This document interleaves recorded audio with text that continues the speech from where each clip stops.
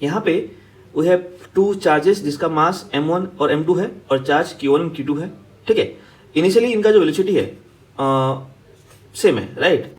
अच्छा, फिर अपन क्या किया, एक यूनिफॉर्म इलेक्ट्रिक फील्ड अप्लाई किए। फिलहाल हमको इससे कोई जानकारी नहीं है, तो अपन लोग इन जनरल उसका लिखेंगे। सो ई को क्या लिखेंगे, ई एक्स आई कैप प्लस ई वाई जे cap plus E Z J cap, ठीक है। तो ये बात हमारी यूनिफॉर्म है और टाइम के साथ भी चेंज नहीं हो रहा है, ठीक है। तो उससे हुआ क्या कि जो दोनों का वेलोसिटी है, ठीक है, उसमें कुछ कुछ चेंजेस आया, राइट। जैसे फॉर एग्जांपल पहला वाला जो पार्टिकल है, ठीक है, इसका जो नेट वेलोसिटी है ये कुछ इस तरह से डिविएट हुआ, ठीक है। कितना एंगल से, ये हो गया 60 डिग्री से डिविएट हुआ, ठीक है। और इसका जो मैग्नीट्यूड है वो आधा हो गया है, ठीक है। लिखा हुआ है कि the direction of first ball changes by 60 degree and velocity magnitude is reduce by half, right. तो यहाँ पे हो गया v/2, ठीक है। फिर लिखा हुआ है कि जो सेकंड वाला वेलोसिटी है वो 90 डिग्री से डिविएट हुआ है। फिलहाल हमको उसके मैग्नीट्यूड का कोई जानकारी नहीं है कि वो बढ़ा या घटा, ठीक है। तो वो 90 डिग्री से वो डिविएट हो गया है, ठीक है। तो ये मान लेते हैं अपन, let's say this is v', ठीक है। अच्छा, अब जो इलेक्ट्रिक फील्ड अप्लाई हुआ है, ठीक है। सो अपन यहाँ पे चीज़ों को सिंपल करने के लिए मैं दोनों को ही पॉजिटिव एज्यूम कर लिया हूँ, ठीक है। और पूछ क्या रहा है कि in what ratio will the velocity of second ball change, ठीक है। फिर क्या बोल रहा है कि हमको चार्ज टू मास रेशियो निकालने सेकंड वाले का, अगर पहले वाले के लिए वो α1 है तो, ठीक है। मतलब क्या, मतलब कि α1 जो है, ठीक है, वो है q1/m1, ठीक है। तो α2 क्या होगा, q2/m2, हमको वही निकालना है, राइट। इन टर्म्स ऑफ α1 निकालना है। समझ लो ये q1 q2 m1 m2 question में गिवन नहीं है, समझ लो, ठीक है। हमको α2 निकालना है इन टर्म्स ऑफ α1, मतलब रेशियो निकालना है, ठीक है। ओके, तो सबसे पहले अपन बात करते हैं जो इलेक्ट्रिक फील्ड है, ठीक है।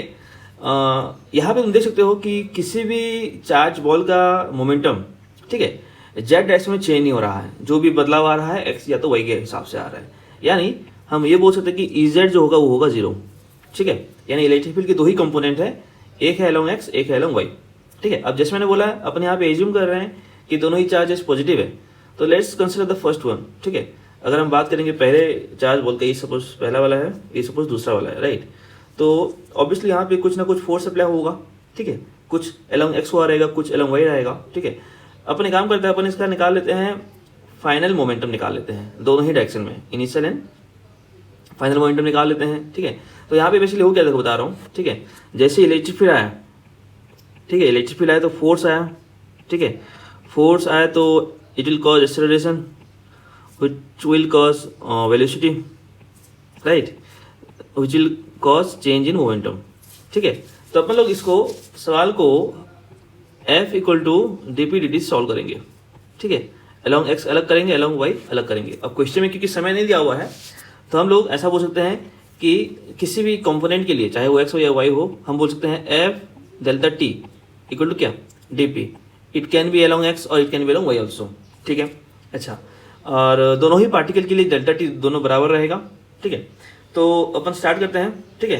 तो पहले अपन बात करते हैं अलोंग एक्स की बात करते हैं, चलो, ठीक है। अलोंग एक्स एक्सिस, ठीक है, फॉर द फर्स्ट पार्टिकल, किसके लिए, फॉर फर्स्ट पार्टिकल, ठीक है। अच्छा, अब यहाँ पे देखते हैं कि अलोंग एक्स पी कितना था, ठीक है। ये जितना भी मैं लिख रहा हूँ ये सब अलोंग एक्स एक्सिस लिख रहा हूँ, ठीक है। ये हो गया तुम्हारा मैंने जैसे बोला ये m1 है, ठीक है। और इसका वेलोसिटी कितना है अलोंग एक्स, v, ठीक है। अब एक काम करते हैं, इसका ले लेते कंपोनेंट। तो अगर इसका कंपोनेंट लेंगे along x and along y, ठीक है, तो यहाँ पे देख सकते हो ये हो जाएगा v/2, ठीक है। ये हो जाएगा v/2 cos 60, यानी हो गया v/4, ठीक है। और अगर हम बात करेंगे अलोंग वाई का, ठीक है, तो ये हो जाएगा v/2 sin 60, यानी v/2 sin 60 हो गया √3/2, ये हो गया, ठीक है, √3 v/4। तो ये हो गया along x axis initial momentum, ठीक है। अगर हम बात करेंगे फाइनल मोमेंटम का, तो कितना आ जाएगा ये m1 v/4, ठीक है। तो चेंज इन मोमेंटम कितना हुआ, p final minus p initial, तो ये आ जाएगा -3 m1 v/4, p final minus p initial, ठीक है। अच्छा, अपन ये एज्यूम कर रहे हैं कि ये ∆t समय में हो रहा है। अब फोर्स की बात करते हैं, ठीक है। फोर्स क्या होता है? फोर्स होता है, अगर इलेक्ट्रिक फील्ड की बात करें तो F क्या होता है? Q इंटू ई। ठीक है, अब यहाँ पे एक चीज नोट करो, इसका मोमेंटम घट रहा है तो electric field must be opposite to the initial velocity, यानी ये जो EX I के अपन बात कर रहे हैं, ठीक है, तो ये नेगेटिव डायरेक्शन में आएगा। ठीक है, अच्छा, तो अब अगर आप बात करेंगे पहले वाले के ऊपर फोर्स कितना अप्लाई हो रहा है? F1। ठीक है, तो कितना होगा? वो होगा Q1E।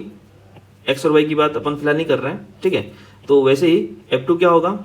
ठीक है, Q2E। ठीक है, तो अपन यहाँ पे कंटिन्यू करते हैं इस चीज को। तो क्योंकि मैं एक्स के बात कर रहा हूँ तो मैं लिखूंगा Q1 अलॉन्ग एक्स की बात करेंगे तो कितना लिखूंगा? EX।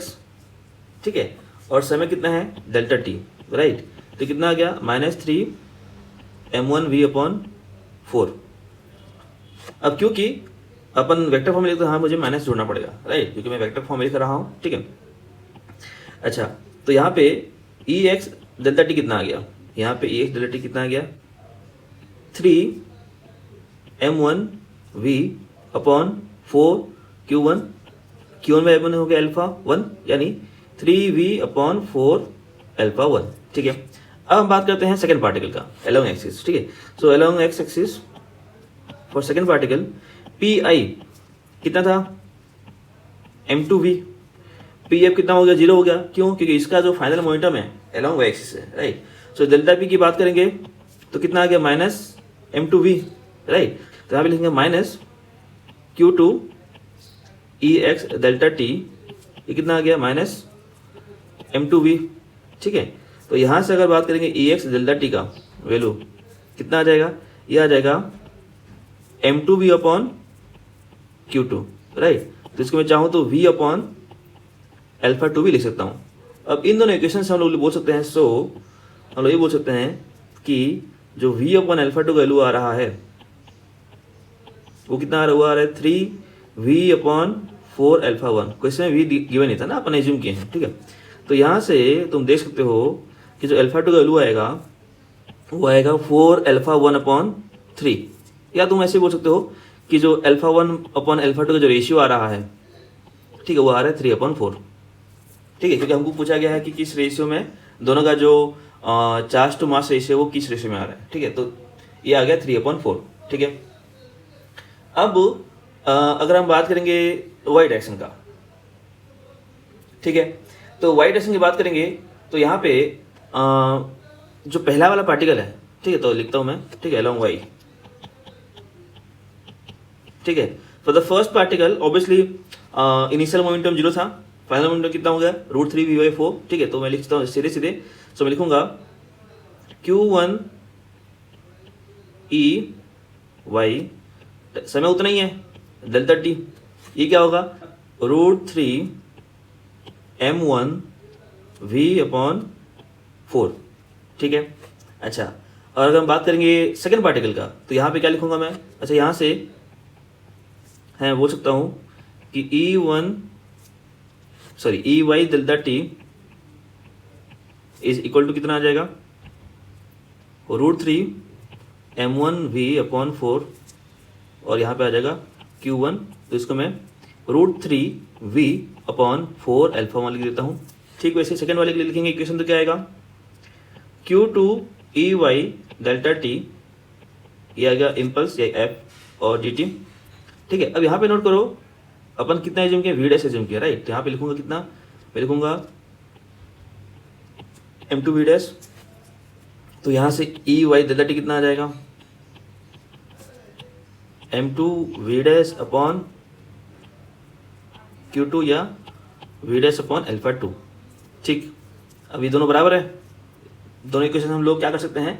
हम लोग लिख सकते हैं ठीक है, v'/α2 का जो वैल्यू है वो किसके बराबर आ रहा है? वो आ रहा है √3v/4 अल्फा 1, राइट। तो यहाँ से हम लोग v' को निकाल सकते हैं, ये कितना आ जाएगा? ठीक है, v'/v निकाल सकते हैं, v' भी निकाल सकते हैं, ये आ जाएगा √3v/2/4 अल्फा 1। अल्फा 2/α1 का वैल्यू अपन निकाल चुके हैं पहले ही, राइट।